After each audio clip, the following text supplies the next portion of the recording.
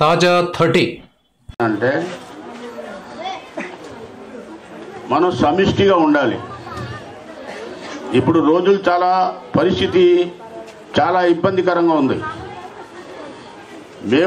మీకు తెలియదు ఒక విషయం, చంద్రబాబు గారికి చెప్పాను నేను, సార్ 3 నియోజకవర్గాల్లో 1,10,000 నుంచి 1,20,000 ఏదైనా సింగిల్ కమ్యూనిటీ ఉందంటే అది ముస్లిమ్సే అండి అని చెప్పాను.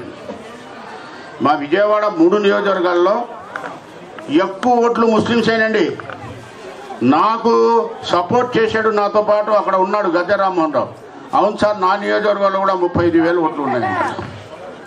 నేను చంద్రబాబు గారికి చెప్పా, వీళ్ళు మనస్సుకి గాయం అవుతే పద్మనాభం పోయారు, కాపుల నాయకుడు ఒక ట్రైన్ కాలిస్తే మీరు భయపడ్డారు.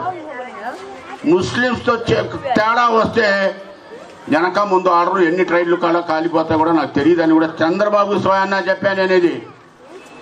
కాబట్టి మీరు కూడా అంత ఇదిగా ఉండాలి, భగవంతుడితో భయపడాలి, కష్టపడే మనస్తత్వం ఉండాలి. అప్పుడు మమ్మల్ని చూసి ప్రజలు భయపడతారు. ఖురాన్లో కూడా అదే మాట ఉంది, నువ్వు నాతో భయపడు, నేను సమాజాన్ని నీతో భయపెట్టిస్తానంట. నేను రౌడీనా? నువ్వు ఎక్కడ తీసుకెళ్తావు, కలెక్టర్ కాదు, పోలీస్ కమిషనర్ కాదు, ఈ రౌడీ ఈడు నా దగ్గర పనిచేయవు. అర్థమైందా? కాబట్టి మేము దేవుడిని నమ్ముకొని ఆయనతో బెదరాలి. సరే, అభివృద్ధి విషయం, మీకు ఏ పని ఉన్నా దయచేసి రాత్రులు కాకుండా ఉదయం రండి. అసలు మీకు కూడా రోషం లేదయ్యా చెప్పాలంటే? అరే నేను మీ వాడిని కదా, మైనార్టీ ఎమ్మెల్యేని కదా, అసలు ఈ ఎమ్మెల్యే సచ్చాడా బచ్చాడా, అసలు ఎట్ట ఉన్నాడని చూస్తానికి వారానికి ఒకసారి. ఇంత బిజీ ఏంటా మీరు? ఇంట్లో ఏమో డబ్బులు లేవంటారు, మళ్ళీ ఎప్పుడు చూసినా ఖాళీ లేదంటారు. వారానికి ఒకసారి వచ్చి టీ తాగి, సార్ మా సమస్యలు ఏంటి ఇట్లా ఉన్నాయి, మీరు ఎట్ట ఉన్నారు సార్ అని అడిగారయ్యా? మీరు వెళ్ళి చూసుకోండి. వైశాస్లో గతంలో వెల్లంపల్లి ఉన్నాడు, ఒక రోడ్ వేసాడా?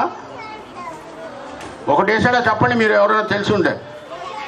ఒక పని చేశాడా?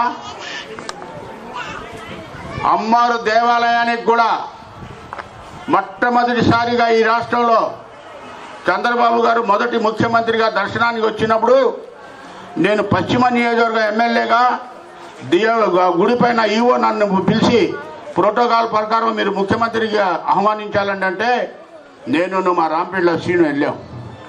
రాష్ట్రం వేరే అయినాక ముఖ్యమంత్రి గారు వచ్చారు, ఈవో గారే శాలువా ఈ దండ ఒక పుష్పగుచ్చ నాకు ఇచ్చారు, మీరు వేయండి అని వేసాం.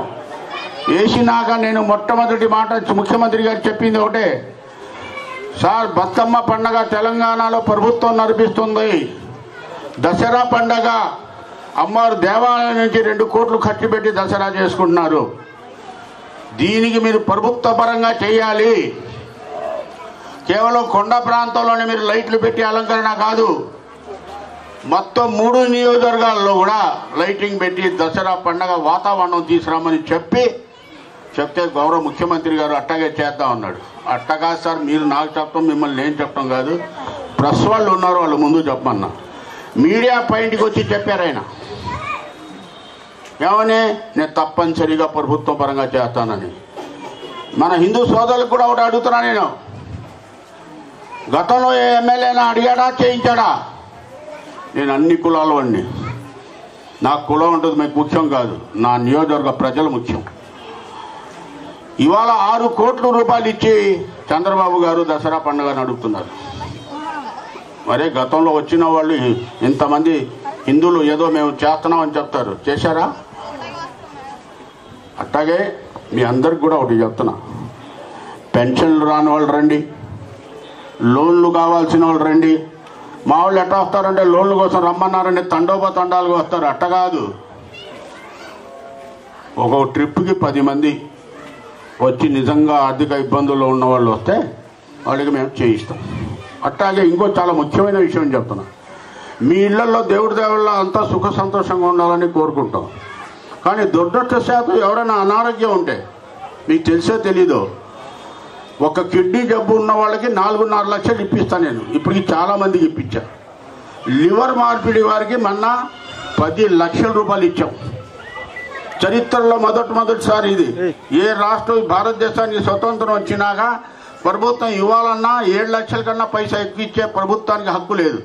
నేను సీఎం గారికి చెప్పా, సార్ మీకు లిమిట్స్ ఎంత ఉన్నాయో నాకు అనవసరం, ఆ పిల్లోడికి దాదాపు 12 లక్షలు ఉంటేనే బయటకు వస్తాడు, మీరు ఇంకో మార్గాన్ని ఇవ్వండి అంటే 10 లక్షల రూపాయలు ఇచ్చారు.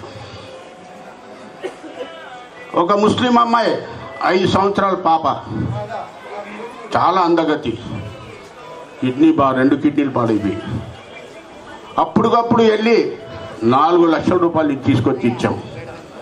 చేపల మార్కెట్లో ఒక ముస్లిం అతను కిడ్నీ 2 పోయినాయి, డబ్బులు లేవు. Thank you viewers. ఈ వీడియో మీకు నచ్చితే లైక్ బటన్ టచ్ చేయండి.